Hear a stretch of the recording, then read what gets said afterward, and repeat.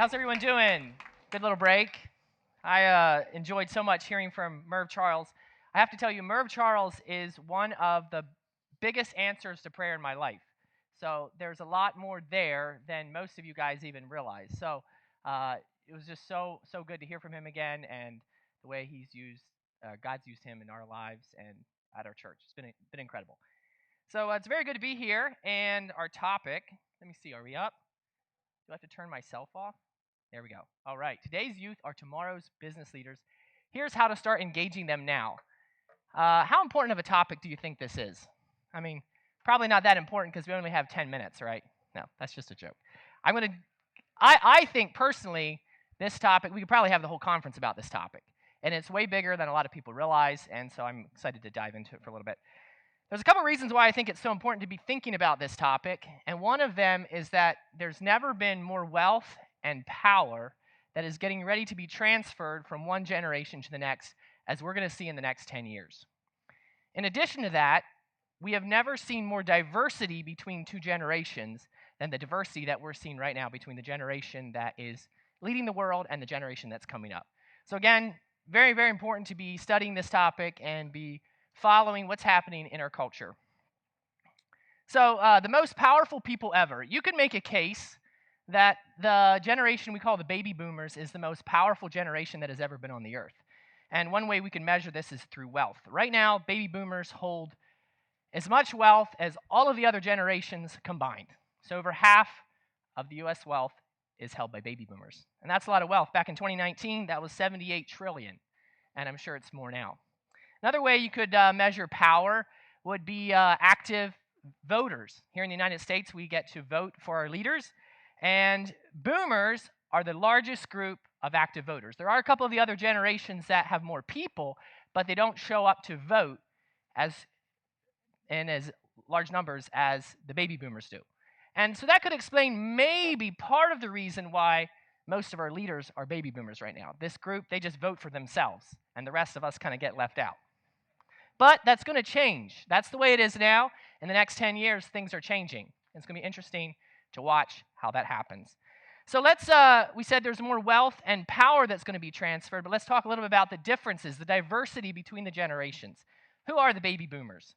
Well, they're the result of a population explosion around World War II. There was this generation called the Greatest Generation, and they're the ones that went and fought World War II. They won World War II and freed us from Hitler and all of that. And I guess they decided that's as much excitement as they need in their lives. So they came home and settled down and raised families. And during the years right after World War II, the average family size was almost 4 kids. Back during the Great Depression, it was around 2.5 kids. So we're used to pretty big families in this area, so maybe 4 kids doesn't seem like a lot. But if you think of that being the average across the whole United States, that means a lot of families are having more than 4 kids. And it just ended up in a huge population explosion known as the baby boom. They generally had really great childhoods in the 50s and 60s, and that's because the rest of the world was blown up in World War II, and the United States is kind of like the only industrialized nation left standing, so we are basically rebuilding the rest of the world. So good times in the 50s and 60s.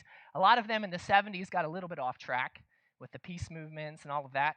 But the interesting thing is these guys really came home. During the 80s, 90s, they really settled down, became quite fundamental, quite conservative, and raised families of their own.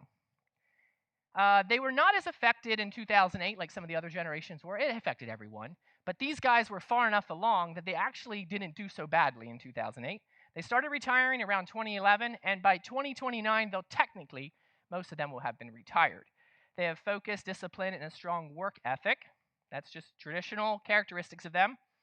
And the interesting thing about these boomers is that many of them continue to work even though maybe they're in or past the technical age of retirement. That is one of the biggest characteristics of them. They just keep going. And that's really because of what they value. This group of people, they value positions and possessions. And that's why they don't like to give them up. And, sometimes we joke about it in Congress, but it could also be a factor in our churches, our businesses. This group of people, they just don't know how to get out of the way. And it's because they value positions and possessions. Not necessarily a wrong thing, but that's their currency.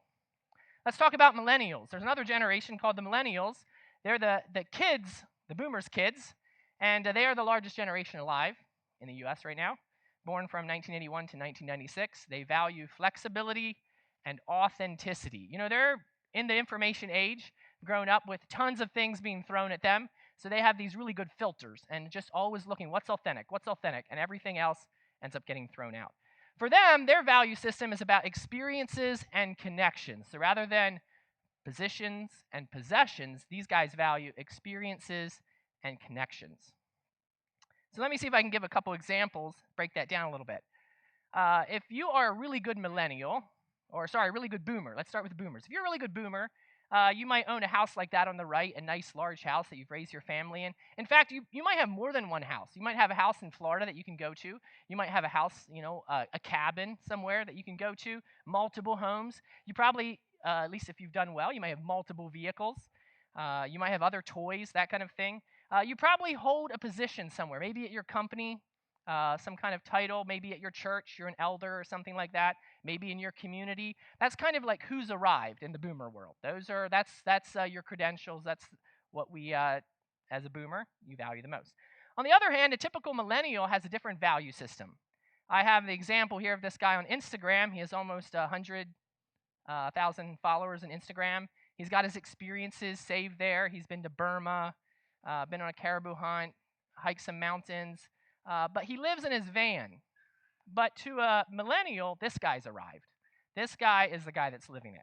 He's all these experiences, all these connections. He also happens to be my brother-in-law, so I can vouch that he is pretty cool. And, sometimes in this area, maybe some of these examples aren't quite as, these might be extremes, but this is generally the two value systems that you see in these two generations. So what caused this? We're going to get to that. But first, let me break this down a little bit in a timeline for you. So we said it was the greatest generation. They had kids called the baby boomers. While they were having kids, there's another generation called the silent generation that was coming up. And they had kids, and they're called the Generation X, Gen X. And just like almost everything went really, really well for the baby boomers, the Gen Xers just got all the bad luck. Number one is when divorce started to really climb in the United States. And also a lot of both parents were working in the home. So these kids had to raise themselves, the latchkey kids. That became a thing for the Gen Xers. And then just as they were getting their lives started and buying their homes, we had the recession of 2008. So they got crushed by that. These guys really had a tough time with that recession.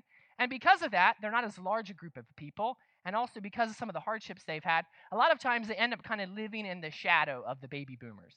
And in reality, they think a lot like the baby boomers. And their value system is similar in that it's a lot about positions and possessions. So for today, because we're talking in broad generalities, we're going to say that that's one group, the boomer mindset. But then as you go to the millennials, as the boomers had kids, we see a radical shift in values. And then the Gen Xers had kids, that's who we call Gen Z. And the Gen Zers actually think a lot more like the millennials. So you could actually put them in kind of the same category, that you really have two main value systems. You have the boomers and Gen X with one value system, and you have the millennials and Gen Z with another value system. But you ask the question, what made the difference? Did these people just get together and decide, oh, let's decide what we value? Or how did they come up with what developed them into believing and doing and valuing the things that they do? Well, we've alluded to it a couple different times, and I actually snuck it into a slideshow in a couple places that I'll show you. But there's an invention that happened around 2007 that is more and more social scientists study who we are as people and what we value. They attribute this to being a major component of this. Here we have Steve Jobs back in 2007 introduces the smartphone. And it took a few years for it to get out, but in 2010 is when it became ubiquitous, where basically most people had a smartphone. I think I got mine in 2009. I wasn't the first, I wasn't the last in my group of friends, but that's really when it got rolled out. And most people attribute this to the biggest difference in cultural values. You say, well, everybody had the smartphone. Why the big difference? Well, for baby boomers and Gen Xers, they developed their way of doing life, and then the phone just came in as a tool to help them do it better. For the millennials and the Gen Zers, it became a part of them. It's how they lived. It became a new currency. And primarily with that was social media, where now all of a sudden you could connect with anyone. I can go on my phone and I can message Donald Trump. I can do that. Now, I don't have that many connections, so he probably won't respond to me. I could do the same thing to Elon Musk. But if I had a couple million YouTube subscribers, they would probably pay attention. I could probably get standing with them. And you see that happen all the time where some singer writes a song, it goes viral, all of a sudden he is standing. And that's really the currency of the new age that we're in, of the millennials and the Gen Zers. So it's a whole new way of valuing, it's a whole new way of connecting. So what does that mean for us? There's a lot of things that are going to be changing as we go into the future. There's a lot of things with wealth and power as it gets transferred. So I just encourage you all to be studying that and watching what's coming, because you see, right now we still live in a boomer world. I'm not sure what, you might ask, what are these goons doing up on the screen? Well, I'm not sure either what they're still doing in Congress, but they're still there. But they're not going to be there forever. That's changing, all right? There's going to come a time where those people just aren't going to be there anymore. And that power is going to get transferred to a new generation. It's very, very interesting for me to watch. It's just like a small, maybe visual of what's happening. There you have AOC, one of the most liberal Congress people, and Matt Gaetz, who's one of the most conservative there in the bottom left. They're both millennials. And watch how they end up having disagreements with a lot of the boomers in their party. It's kind of humorous, again, because it's Congress. Not so humorous when it's your business or your church. But there are different ways of thinking, different ways of addressing problems and moving forward. And we're seeing a small piece of it in Congress, but really all across the world right now. And it's going to continue. So finally, I'm a real estate agent. We're creative space designers. And we work to study these things to help us develop our business better. But more than what we do, here's a tech space that we developed where we put graffiti on the walls at a millennial company, and some patio and things that we did at a golf course for a more millennial audience. So it helps us as we develop how we're going to serve our customers. But more than that, we're really watching these trends. What's happening as we move forward, and how do we need to position our company to take advantage of the challenges that are going to be coming, but also the opportunities as all this wealth, all this power is transitioned between two generations. So I just hope that all of you are studying this. I don't have time right now to go into a lot of it, but make sure you're keeping up. There's some very interesting things coming, and I just trust that you all navigate this well, and it's find a way to thrive in the middle of it all. So thanks you so much.